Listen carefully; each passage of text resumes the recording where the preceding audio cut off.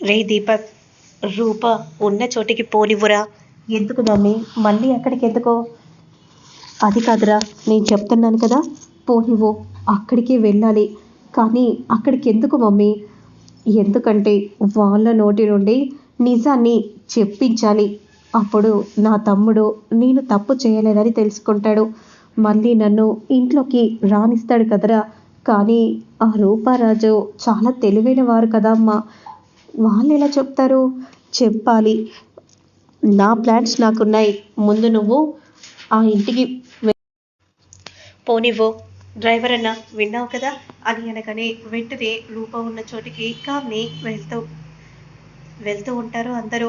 మరోవైపు మాత్రం ఇక పదండి, ఆలస్యం చేయకుండా మనం వెంటనే వనభోజ కార్యక్రమానికి వెళ్ళాలి అని అంటూ ఉంటే, సరే మావయ్య గారు అని అంటూ అందరూ కూడా అలా కారు ఎక్కబోతూ ఉండగా అదే సమయానికి విజయాంబిక ఆటో నుండి దిగి ఎదురు పడుతుంది.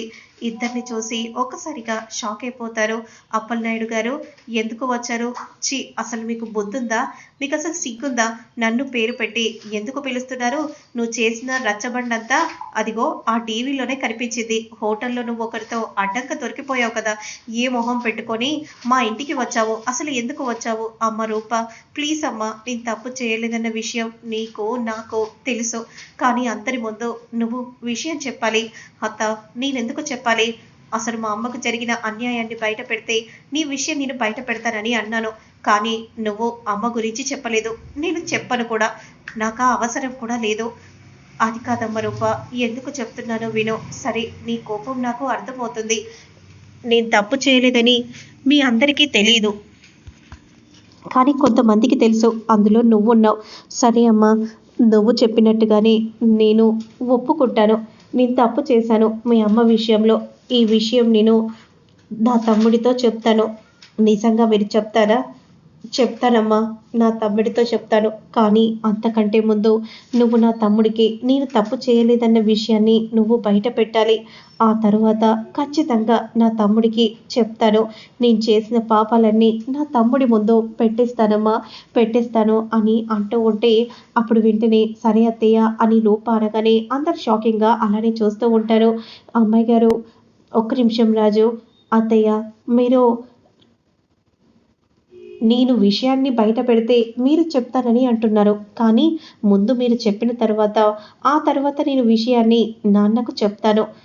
సరే అమ్మా, నువ్వెలా అంటే అలా. మరి ఎలా అమ్మా?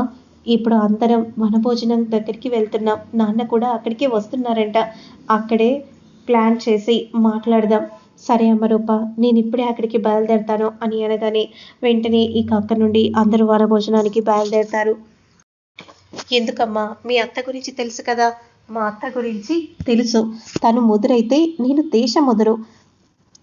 సరే సరే, ఇప్పటికే ఆలస్యం అవుతుంది, పదండి, మనం వెంటనే వెళ్ళాలి అని ముత్యాలు అనగానే అందరూ బయలుదేరుతూ ఉంటారు. ఎందుకు మమ్మీ నువ్వు అలా చెప్పేశావు? నిజమేంటో నువ్వు ముందు చెప్తే అసలు మావయ్య మనల్ని బ్రతకనిస్తాడా? మనం అక్కడికక్కడే చస్తామేమో. ఏరా, నువ్వేం కంగారు పడకో. రూపని నా విషయం మొదటగా బయట పెట్టేలా నేను చేస్తాను కదా. కానీ సాక్ష్యాలు మాత్రం ఉన్నాయి కదా. ఉన్నాయి మమ్మీ అని దీపక్ అంటూ ఉంటాడు. నా ప్లాన్లో నేను ఉన్నానురా అని విజయాంబిక చెప్పగానే దీపక్ అలాని చూస్తూ ఉంటాడు. మరోవైపు మాత్రం దేవుడా, ఇక్కడ రూపరాజు ఏదో ప్లాన్ చేస్తున్నారు. వాళ్ళ ప్లాన్ ఎలాగైనా సక్సెస్ అవ్వాలి అని వనభోజనాల తల్లికి అలా మొక్కుకుంటూ ఉంటే మందారం హారతి ఇస్తుంది. ఇదిగోండి పెద్దయ్య అని అంటూ అలా అందరూ హారతి తీసుకుంటూ ఉండగా అదే సమయానికి ఇక్కడ రూప కడుపుతో లేదన్న విషయం నేను బయట పెట్టాలి. బయట పెట్టి తీరుతాను. ఎలాగైనా ఆ రూపరాజు ఇద్దరు రావాలి అని మనసులో రేణుగా మొక్కుకుంటూ ఉండగా అదే సమయానికి గొర్రెపిల్ల అటుగా వస్తుంది.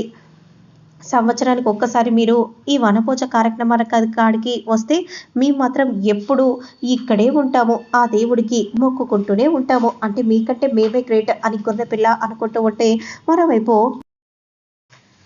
సూర్యప్రతాప్కి హారతి ఇస్తున్న సమయంలో రూపారాజు ముత్యాలు అందరు కలిసి అటుగా నడుచుకుంటూ వస్తూ ఉంటారు. సూర్యప్రతాప్ చూసి ఒక్కసారిగా షాక్ అయిపోతాడు. వెంటనే చి, అసలు ఇక్కడికి ప్రశాంతత కోసం వస్తే ఇక్కడ కూడా ప్రశాంతత లేకుండా పోయింది. అసలు ఇక్కడైనా ప్రశాంతంగా ఉందామని అనుకున్నాను. ముందు వెంటనే ఇక్కడ నుండి వెళ్ళిపోవాలి. నాన్న, అని ఛీ నన్ను నువ్వు అలా పిలవకు. నన్ను నువ్వు అలా పిలుస్తుంటే నాకే అసహ్యంగా ఉంది. ఎందుకు నాన్న అలా మాట్లాడుతున్నారు? ఎందుకు వచ్చారు ఇక్కడికి? ప్రశాంతంగా ఉండాలని ఇక్కడికి వస్తే మీరు కూడా తగలపడ్డారా? బాగుంది. అసలు ఇదేదో మీదైనట్టు. అప్పుడు గుడికి వస్తే కూడా మీరు అలాగే మాట్లాడాడు. ఏంటి? ఏమనుకుంటున్నారు? మీ ఇష్టం వచ్చినట్టు మాట్లాడితే పడతామని అనుకుంటున్నావా? హా! అప్పుడంటే నీ దశ బాగుంది. ఇప్పుడు మా దశ బాగుంది. ఎప్పటికీ ఒకే దశ ఉంటుందని ఎవరికి తెలుసో? అప్పుడప్పుడు అలా మారుతూ వస్తుంది.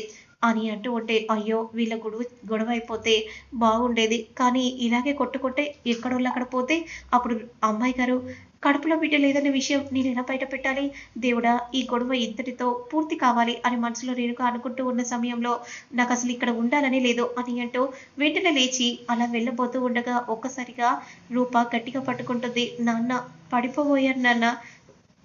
నన్నెందుకు తాకావు అని అంటూ రూపని గెంటేయగానే రాజు రూపని గట్టిగా పట్టుకుంటాడు. ఏంటి మీరిలా మాట్లాడితే ఎలా చెప్పండి? మీరు లేసి పడిపోతుంటే వాళ్ళే నిన్ను పట్టుకుంటే వాళ్ళని మీరలా తిడుతున్నారేంటి? అని పద్మావతి అలా అంటూ ఉంటే నాకిక్కడ ఉండాలని లేదు పద్మావతి. తీసుకెళ్ళు. మీరు వెళ్ళిపోతే మేమందరం కూడా వెళ్ళిపోతాం అని వచ్చిన ప్రజలు అనగానే నా కోసం మీరు వెళ్ళడం ఏంటి? నేను కూడా ఇక్కడే ఉంటాను అని అనగానే ఇక రూప చాలా సంతోషపడిపోతూ ఉంటుంది. వనభోజనాల దగ్గరికి విజయాంబిక, దీపక్‌లు ఇద్దరు వస్తారు. అంతలో డబ్బులు ఇవ్వబోతూ ఉండగా దీపక్ ఫోన్ క్రింద పడుతుంది. అయ్యో మమ్మీ ఫోన్ ఆనవట్లేదు. ఇందులో సాక్ష్యం ఉందనే కదరా ఇక్కడికి వచ్చాము. ఇప్పుడు ఎలారా మమ్మీ దగ్గరలో ఏదైనా సెల్ షాప్ ఉందో మనం వెళ్లి చూసేద్దాం పదా అని అంటూ అక్కడి నుండి వెళ్తూ ఉంటే మరోవైపు ఇక వెంటనే సూర్యప్రతాప్‌ని చూసిన రూప చాలా సంతోషపడిపోతూ ఉంటుంది. ఇక అందరూ కూడా దేవుడికి మొక్కుకుంటూ ఉంటారు. అమ్మ గురించి ఎలాగైనా నాన్నకు తెలిసేలా నువ్వే చెయ్యమ్మా అని రూప మొక్కుకుంటూ ఉంటే ఇక విరూపాక్ష మాత్రం ఇలా చెప్తూ ఉంటుంది. ఇక ఎలాగో ఇప్పుడు ఏ గేమ్స్ ఆడదలుచుకున్నారో వెంటనే మీరు చెప్తే దాన్ని అమలు చేసేద్దాం. ఆహ్, ఏం ఆడదాం? తొక్కుడు బిళ్ళ? తొక్కుడు బిళ్ళ మోసొస్తుంది. అయితే పరిగెత్తుకుంటూ ఔటీస్ ఆట ఆడితే బావుంటుంది కదా! వద్దమ్మాయి గారు ఇది అడవి ప్రాంతం. అయితే మీ అందరికీ ఒకటి చెప్తున్నాను. ఆరోగ్యానికి మంచిది. కబడ్డీ ఆడితే ఇంకా మంచిది.